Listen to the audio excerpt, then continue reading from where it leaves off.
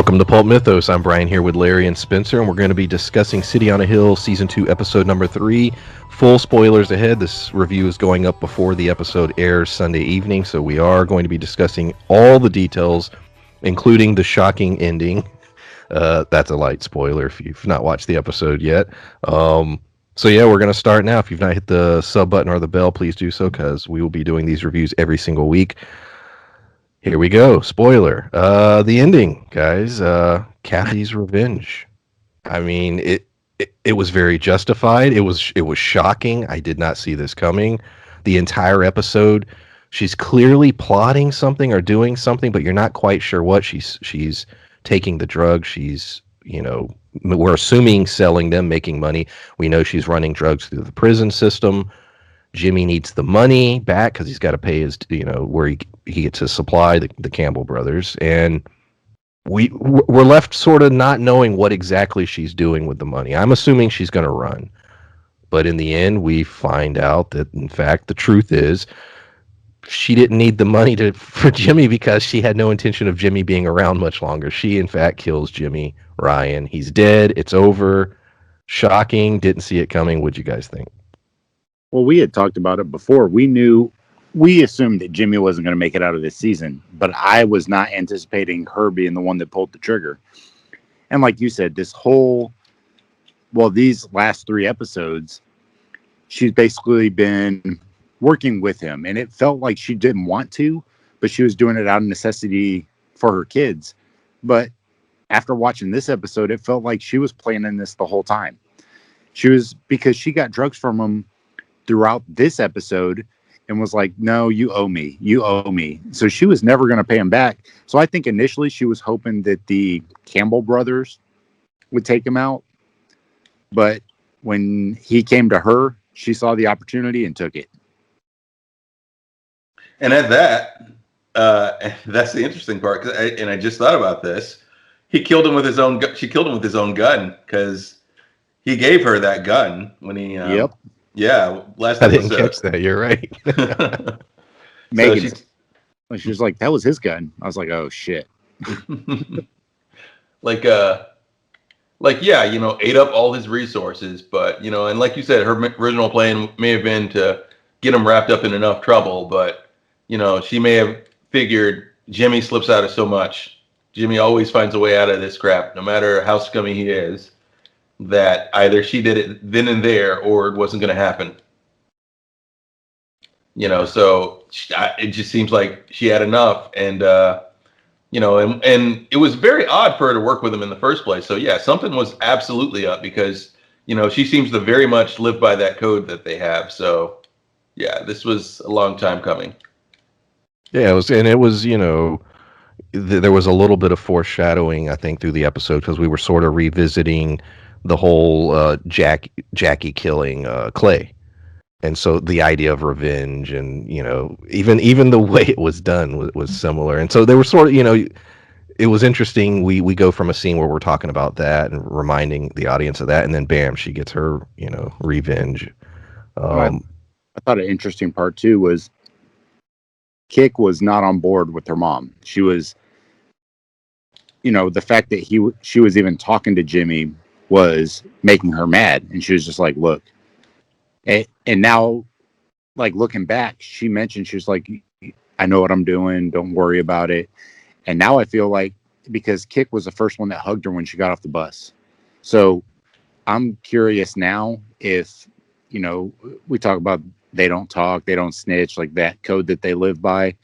I'm curious what path their oldest child's going to take, Kick. I'm really curious about her after watching these last couple episodes more than anybody else, really. Her mom had to, kill a rat, so. Yeah. Well, yeah, exactly. And that goes with, that plays into the thing she said earlier. And I think we were all wondering where that was going to go when she said, when she was talking to Kick about it, and she mentioned, sometimes you have to do things you don't want to do to get what you want. And now we know what it was that she wanted. She wanted Jimmy dead. And so she had to play ball for a little while until she can, get to the point where she could afford to dispose of him and had the opportunity to do so. there's a when she's in the prison, past giving drugs. She mentions her husband Frankie, and there's a weird line of dialogue. I don't know what it was. Was it saying that Frankie was dead, or had he been moved to another prison? Was he in the hole? I was confused by it. We discussed it briefly before we started recording. I don't. Do you guys have any thoughts on that? Because I'm not really sure what she meant by that. By keeping, they were like keeping something from the kids involving Frankie.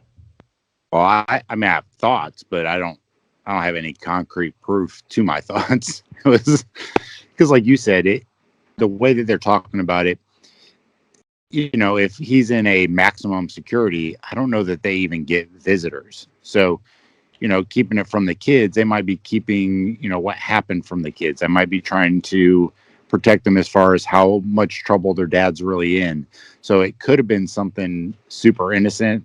Like she just didn't want to expose them to the lifestyle that, they've already pretty much been exposed to, but trying to protect them from, perhaps the harsher parts of that life. Or like you said, is he even alive still? Did he get killed in prison? Did something happen to him because of his brother? Because, he goes to prison, even though he wasn't a snitch, he may have been associated with those people because his brother was. So he may have got killed because of his brother. That's a good point. I didn't even think about that. That he's likely in trouble or maybe hospitalized or dead potentially because of Jimmy. Yeah. Plus, you remember, they were responsible for killing these guards, and although the guards were not technically, straight cops, that might have the prison guards may have not thought fondly of him and dealt with him. Right. I don't know. It was very vague. They just didn't. I'm assuming we'll get more details later on that. This week we get another stare down with DeCourcy and Jackie in the hall. And DeCourcy slaughters Jackie. I mean, this episode was sort of DeCourcy got to win, because not only did he goes to Jackie's house, he's pushing the idea that, hey, I know he killed Clay. He's going to be a father now, which he doesn't find out in the episode, but we learn that.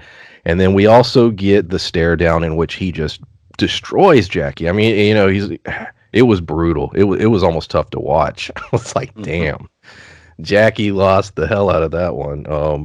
I love these stare downs. I love these little interactions in the hallway.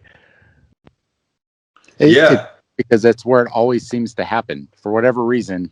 That's where it's in that building, in that hallway, and it's often by the elevator. So when I saw DeCourcy go into the elevator, I was anticipating that's where it was going to take place, because you saw part of it in the preview. But holy shit, you talk about vocally annihilating somebody. He just destroyed him. And the only part that hurt me as a parent was when he brought in the child. I was like, that was low. However, he knows how to go after Jackie, which he did, because and he wasn't wrong. No. And that's the thing, is that this all happened to his daughter because of Jackie. Like, it's not like she was an innocent child somewhere and something just happened to her. This was directly related to him. Like, he was the cause of what happened to her. It wasn't, she didn't get picked up on the street and something happened to her. It was directly related to him. So him attacking him about that, it's 100% accurate, but that was hard. I was like, damn. Yeah, it's harsh as shit. And as the series goes on, we're seeing Jackie become a little more human. Like, for example, when he goes to try and get the kid that DeCourcy let off because he was innocent. When he tries to get him to say that DeCourcy let him off because he was going to expose this other guy, Jackie seemed to have felt bad about that. And we're getting a more human, less sure of the evil he's doing Jackie, because in that moment as well, he showed a bit of humanity, is what I'm getting at, because he he did what he did, and I think he's going to go through with it because it's Jackie Rohr, but you could see it on his face that he felt terrible about it. He felt absolutely terrible about it. It's even more, you're 100% right, but it's even a little more complex than that, because if you noticed that the mother, I don't know if they named her, but you saw all the beers on the table. Yeah. And clearly she had a lot of drinks. When she gets up and starts to, we assume she's going after her son. Jackie runs out to his car. He's shaking a little bit. He used alcoholism, in my opinion, as a tool to get this done. And we get the whole story at the end about his family being alcohols and fuck ups. And so to me, that's the writing in this is just crazy, because they're linking all this stuff together. Every scene connects in some way to another scene and to the overarching story. But it's almost as if he got there. He needs this kid to say this thing. He recognized another fellow alcoholic. He used that to his advantage. He's such a shit human being. But you're right. You do oddly start to have little sympathies for him, Yeah, it's the first time that I ever felt like he gave a shit. Even when, Holly died, or not died, when she had a stroke from OD and he just dropped her off. It's like he didn't care. When his massage parlor girlfriend, and when she got pregnant, he was just like writing her off, trying to push her out the door. He has not cared about anything other than his daughter so far. So to see that kind of humanizes him, and I wasn't expecting that. And then, like you said, Brian, in the end of the episode, he was talking about how his dad, his dad acted and how he's an alcoholic. But I think, like you said, the mother tie-in is way more important, because he didn't want to talk about his own mom. And then, exactly. And then seeing what the mom did to the son, I'm starting to think that she was the abuser, not the dad. That's what I think, because he, like you said, he went to the car and had a few cigarettes and started shaking and everything, and he realized he just put a kid through something that potentially he went through in his childhood, and and he felt absolutely shitty about it. That said, it being Jackie Rohr, I still think he's going to go through with it, but yes. Well, and because when he was, I don't think that he anticipated that part. I think he anticipated the mom trying to get him on board, the mom being a drunk. But then when she responded the way she did, I think that's when he started to feel bad, because I don't think he ever saw that part coming. I think he expected her to respond more like, a mother. And when he respected less like, your traditional mom, and she responded more like Jackie's mom, that's when it got to him, because that was too real for him. That was too personal. Jackie's new boss, Karen, she's playing his game to a degree, but she's also smart enough to know she needs ammunition against him as well. And she is digging deep into the Holly Gunner situation. And I'm very curious where that's going to go. How does Jackie navigate that?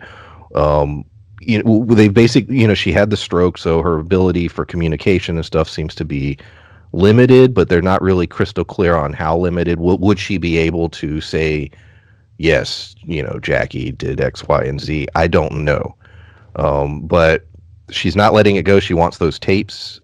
She's going after his friend Clasby for the tapes to show that Jackie, is the one that dropped her off. There's like 20. The opening of this episode was there was like 20 plot lines. I love how it's like, all right, this is happening, this is happening, this is happening, this is happening. But this plot line is interesting as well, because now we have another character who's doing her own investigations and is sort of plotting against Jackie and DeCourcy to some degree. So interesting character. Curious where that's going to go. Yeah, she I feel like it's not just like you said, she's focused on DeCourcy because that's her big win outside the department and everything, because she is trying to keep her seat and get a bit of clout. And, getting the clout would be getting rid of DeCourcy and, not becoming the fall man for everything that's wrong. Getting rid of DeCourcy and getting rid of both DeCourcy and Jackie, that'll definitely work in her favor. So, it's definitely her trying to, I think, kill two birds with one stone. Like, she's got Jackie trying to keep his job, even though as far as she's concerned, I'm sure like that's not going to happen. That's not something she wants, and unless Jackie puts her in a position where she's got to keep him around, so she's getting Jackie to dig up this dirt and work this case for her, while at the same time, she's absolutely trying to have the ammunition she needs to get rid of him at the right place and time. I think what you just said is, to me, it raises another question. So what happens if Karen gets both of them in trouble, gets both of them fired? Would that bring DeCourcy and Jackie back together with a common enemy? And then would they go out? I'm thinking season 3, that to me would be a great storyline too. So now they hate each other still because of all this shit that's transpired between them, but now they're trying to work together to get their jobs back or whatever. That would be, Karen could be a good, she's not a villain by any means, but a good, I guess, antagonist. Opponent. Yeah. Because it's not really, she's not a bad guy. Well, she's not a good guy either, but, it's just. But DeCourcy's about the only person that I didn't feel was a bad guy. And even though I love the conversation back and forth between him and Jackie, he's still just as ruthless as some of the other ones. So there's not really any great people in this. I think DeCourcy's probably morally the best out of the bunch, but none of them are stellar citizens for sure. Well, yeah, I mean, it's clear that she has some pretty extreme character flaws here. Like for one, just the fact that like she outwardly appears more clean than Jackie, but it seems like that's because she goes about her business in a way to maintain that image, that she still does a lot of dirt, but never actually gets her hands dirty. She operates like a Charles Manson. She's not the one wielding the knife, but she's certainly guilty. She's got blood on her hands. I don't know if I would compare her to Charles Manson. Well, I'm just saying her method of operation. You get what I'm saying? Because she's got Jackie doing these things. Okay. She knows how Jackie's going about it. I'm not saying she's that she's had anyone killed or anything. I'm just saying. That's what I was saying. I mean, Jackie is a murderer. Yeah, but Jackie is absolutely a murderer. But I'm not talking about murder. I'm talking about how she does her business. And how she does her business is she gets, people like Jackie seemingly to take the fall, to do her dirt, and then she's going to take her credit as head of that department. She's going to get rid of Jackie for being dirty, and she's going to go in on DeCourcy just to make it look like she's got an extra, she's going to destroy him for a win, and the way that she presses him shows that she detests DeCourcy for seemingly no other reason than and there was a lot of subtle shit in that scene where they're at dinner, but she seems to detest DeCourcy, seemingly not just because of what she's doing, but for, racist reasons. Like she said a lot of snide little things that, were heavily, coded in, just sort of trying to bait him in certain ways and just racism, honestly. So she's got her flaws, she's got her motives, and the way she operates is, in a way that makes her look cleaner. She's not gonna stoop to the level Jackie does. She's not gonna get her hands dirty, but she's definitely dirty in her own right. Yeah, she's running her FBI cult. Yeah. Well, I mean, I'm saying full of young impressionable FBI agents. And I think y'all know y'all are grasping this also what I'm saying, but you get what I mean. You get what I mean. I do, but it was a very extreme example. First person that came to my mind that I could think of that manipulates people roughly that way. It was just in a series where there are legit horrible people. Killers. You have a character who's had a few lines of dialogue, and you're like, she's Charles Manson. And I was like, whoa.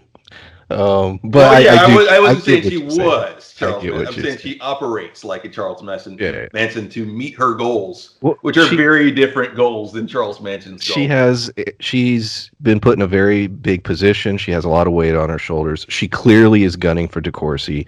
It's not just DeCourcy. She's gunning for the the police and the DA. You know, Yeah. there's a legit divide between the FBI and the cops within this show, this series, and I'm assuming in reality. Um, and so she wouldn't have any issues, I think, taking down somebody. She looks at DeCourcy as an enemy, Hmm. and she's treating him accordingly.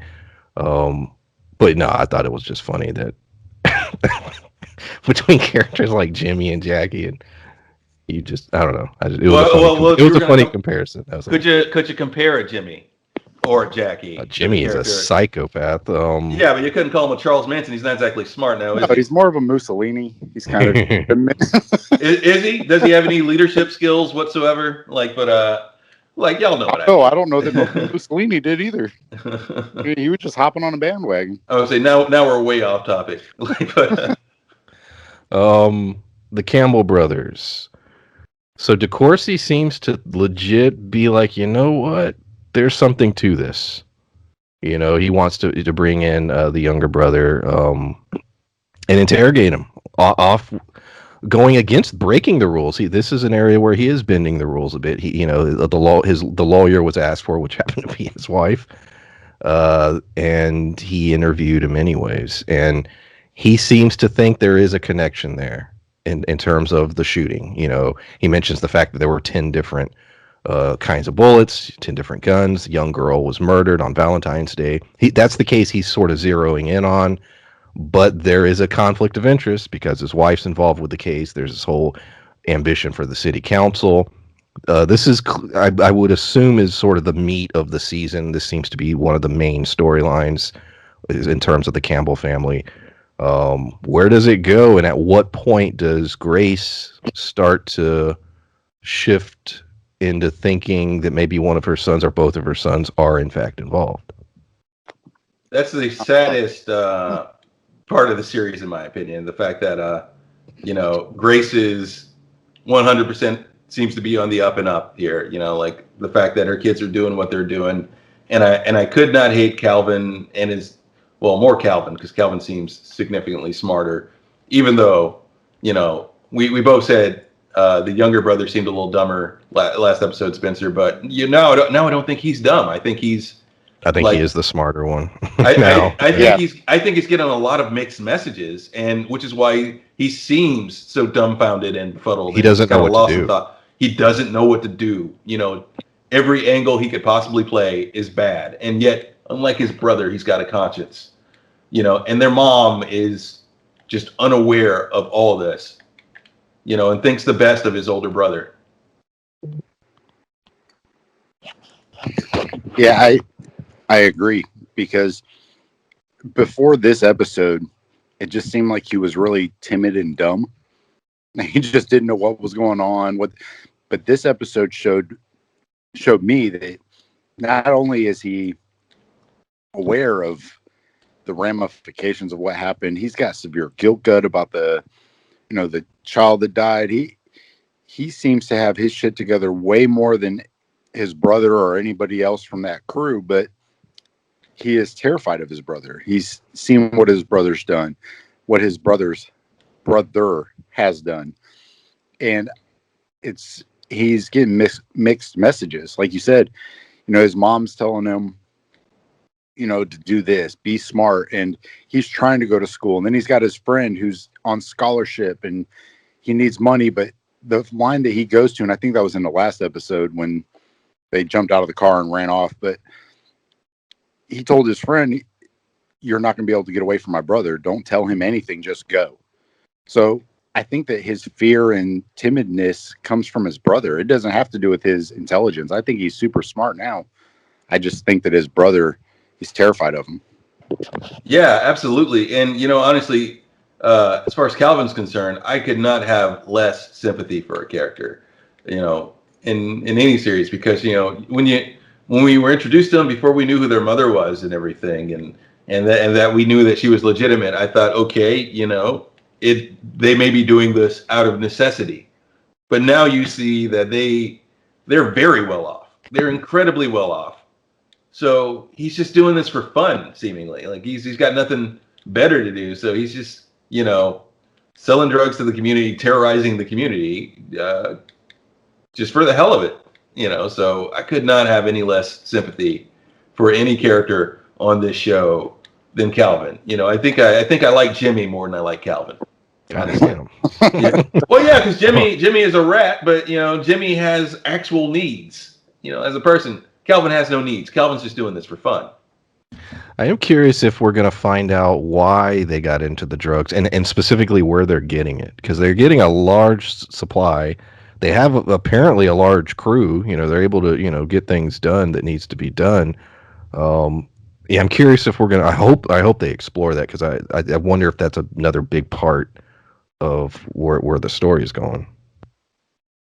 I'm thinking they will, because a lot of the stuff that is in this season that was a carryover from last season, it's not the main storyline. It's not part of the armored truck heists and stuff. So it feels like, and this is only season 2, so I don't know how much this is going to apply later, but what happens in the main story seems to be very singular season focused, whereas the sub characters that are introduced are the things that are the carryovers further into this season. So I'm curious if perhaps the mom, I don't remember the name. Grace.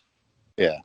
Grace. I think Grace Campbell might be the carryover to next season, but I think that they're going to resolve the brother's involvement and stuff this season. I think that she may be involved later in Siobhan's political career.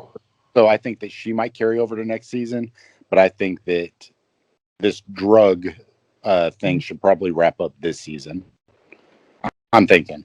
I don't know. You're probably right, and that goes into one thing I was thinking. Watching the show, at least where we stand right now, there's only 2 real options for our kind of 3 leads here. Either Jackie can win out in this one, or at least like I'm saying, as we stand now so far, Jackie can win, Siobhan can win, or those 2 can both lose, and Dorsey can win. But a win for him is a loss for Siobhan in this case, and so that would drag her career down. That would create enemies for her out of people who were lifelong friends, and and so, like you said earlier, Spencer, like that, I think it was the last episode, like that divorce may be on its way, because, this will definitely put them at odds with each other. And her career does seem to matter to her, seemingly more than anything else. So there's no way he can win.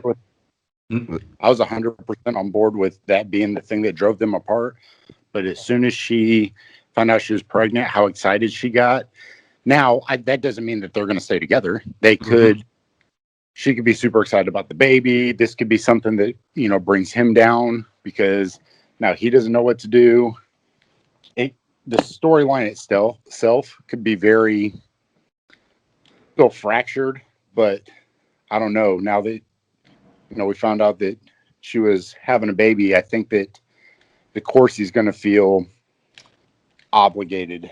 And I don't know that, unfortunately, because I was hoping they would split. I hated her, but I don't know now. Yeah, the series should be called The Tragedy of DeCourcy Ward. If you hear a lawnmower in the background, there's somebody cutting. On the baby thing, well, let's go in the city council thing real quick. Yeah, she's made it clear that is her ambitions, and it is at odds with DeCourcy. Now, there was an interesting line, and I don't know if you guys caught it, when she was talking with Grace, and Grace was talking about how many tenants she had to, kick out. It sounded like Siobhan was going to go into is there something we could do for them? Like, it seemed like that was sort of the conversation, because now she's thinking city council wise. So, yeah, anyone who's in that district, regardless of, what's going on with their financial situation, drugs, whatever, there's a representation, and we need to, take care of everybody. And so I wonder, it was real quick, but then she got sick and had to run to the bathroom to puke. Do you think that could be a conflict going forward with her and Grace, maybe? Like, it was a quick line. We didn't get to dig into it, but clearly she's thinking city council, and did you guys take anything from that scene, or? Well, that is a big set. Well, No, go ahead, Larry. okay. Yeah, there was a lot I took from that scene, honestly. Like you said, that may put them at odds with each other quite a bit. Like Spencer was saying, in a future season, it could be her trying to show that she's doing more for the community than Grace, and in fact, having to, because she's an enemy now, ruin a good woman to get the things that she wants, just to get that seat that she's looking to get. Uh, the only way she may get it now may be through, just kind of running, ruining Grace's reputation or competing against Grace. But one other thing I took from that scene also was that because that was the guy that came to Grace's door. I believe so. Mhm. An episode ago. Yeah. I think that's going to play a part. I think that's going to reveal some truths. We haven't seen the last of that because clearly he's hot-headed, and it seems like he's a dangerous guy when Calvin's not around to threaten him. So I'm curious where that's going to go, because that guy, he seems like kind of a loose cannon, and I feel like he's shown up twice. He's going to play a role in this series. Yeah, I think he might as well, definitely. My last main thing, and then if there's anything I missed, Jenny makes it very clear she joins the choir, but they don't go. There's not much more. There's not much to that yet. There will be, I'm sure, going forward. But she makes it clear to Jackie that she's well aware that he killed Clay, and she's okay with it. In fact, she's glad. Thought it was an interesting moment for both characters, for him. Sort of a, we're in this together type thing. Yeah. Any thoughts on that particular scene, or that's somewhat of a revelation? Well, I think that's a big revelation, because that's something that DeCourcy felt maybe he could get his wife on, DeCourcy's side. He could kind of flip her and kind of cause some tension in their relationship, and it only did the opposite. Like, it showed them all having dinner together, and he complimented her. Like, it strengthened their relationship instead of putting a damper on it. It didn't cause any friction. If anything, it actually made Jenny and Jackie's relationship better, and it did make it stronger. And he finally revealed part of himself to his daughter, which he hadn't done previously to that. So I think that DeCourcy unintentionally actually made Jackie's home life better, which is an odd thing to accidentally do. But I will say this: we don't know how it's affected Jackie. We know how it's affected his wife, because we haven't seen how he reacted after, how he's reacting to his family afterward. Like, we saw her tell her that she knows and she's glad she did what he did, but he looked taken aback, like almost like it feels like he feels like he's almost a corrupting force on his family. Like, he knows he's a corrupting force, but maybe not on his family. Like, I think he views his wife differently than that, and and this is the only moment where he kind of feels like, well, what have I done? Like, because like the dinner where he compliments her, that scene takes place before the revelation. He's just trying to, this is a softening of Jackie. He's trying to be a better person. And I feel that, he may be a little apprehensive about how she feels about it. Like, he never wanted this part of his life to, affect his wife either. And now it does. He feels that, okay, she's a worse person because of me. She shouldn't be glad someone's dead. Potentially, that's how he feels. What do you guys think about go ahead. I was going to say, I don't disagree at all. I think that Jackie's got a whole bunch of personal demons, and this episode showed it a lot, that although he's willing to do so much to basically be right, he also has problems with who he is personally. Like, he knows what he's doing. He knows that his addictive behavior is hurting his family. Like, he knows all these things, but still does it. Yet in this episode, it showed that although he continues to do those kind of things, he has an issue with it personally. Like, it bothers him to be a shitty person. Yeah. And, you get the feeling that he's the kind of guy that if he can leave it at work, it doesn't bother him. Like, but when the issues come back home, or when home and work overlap, it eats at him. He's very much of that mindset of two lives. He has the home life and then the other life, and the fact that they're blending the way they are, I absolutely think is bothering him now. What do you guys think about the church plot line that they seem to be developing very, very slowly with Jenny? I'm assuming the priest is going to factor in a big way. We saw him in the previews. He was in a week or two ago. He was in an episode. She's now going to be at the church more often. She's in the choir now. There was a young woman that she tried to, talk to. Clearly, this is going to play into the remainder of the season with her. Where does it go? I think it's funny because, we just kind of talked about how Jackie and her seem to be forging a stronger relationship throughout this episode.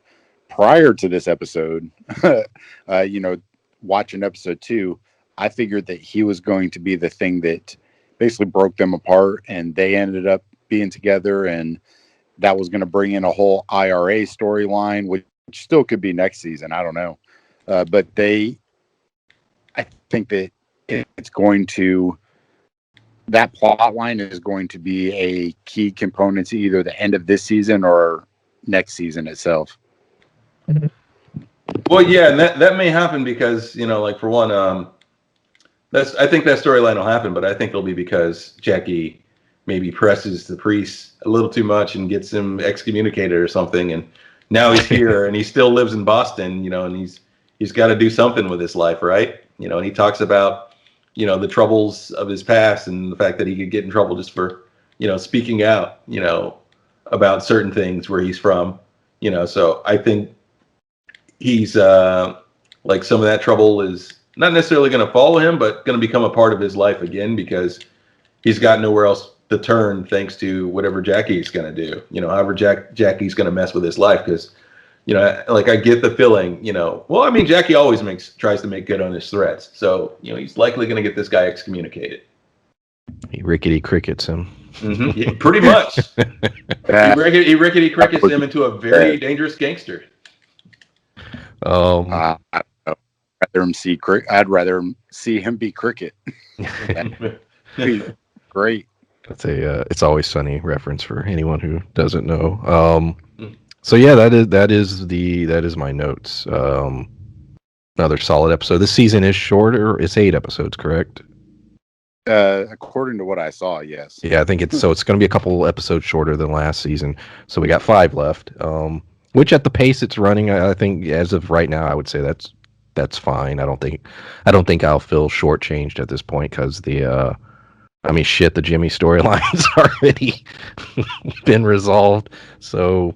And they packed so much into each episode. Yeah. Like, do you remember, the opening crawl of this episode had so many plot points. So I was like, my God, I forgot we were following this many things. It's like 6-7 plot lines all happening.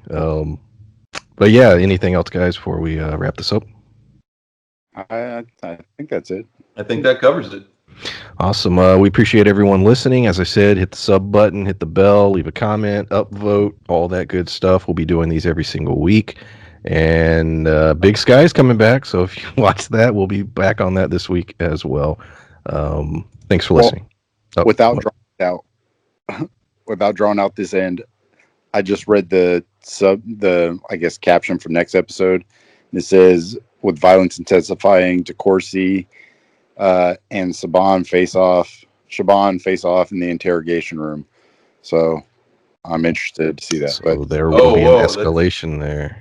Yeah. Okay. Well, we know how Shaban operates too. Whether she believes it or not for a while, she's likely going to insist that he's innocent. She's gonna not just as her lawyer, but just as Shaban trying to just sort of politically maneuver, because we saw her do that last season with the priest that was with the priest from the coalition last season, where until there was too much heat, she was like, no, I'm going to brush this aside. I'm going to ignore it, It's like, in fact, it seemed like she almost tried to talk, like she was trying to talk, what's her name from last season into letting everything go. So, we'll see if it's the same old Siobhan with that, or if she has more benevolent intentions. It's like, but I don't think so, because she doesn't seem to have the conscience that DeCourcy does. And DeCourcy is very much seems to believe that the Campbells are involved, and I think if he really thinks that they're responsible for a young girl's death, he's not going to give it up. I don't, so the fact that they will be facing off, that's very interesting. But yeah, tune in next week to hear us talk about that. So yeah, thanks for listening. Bye.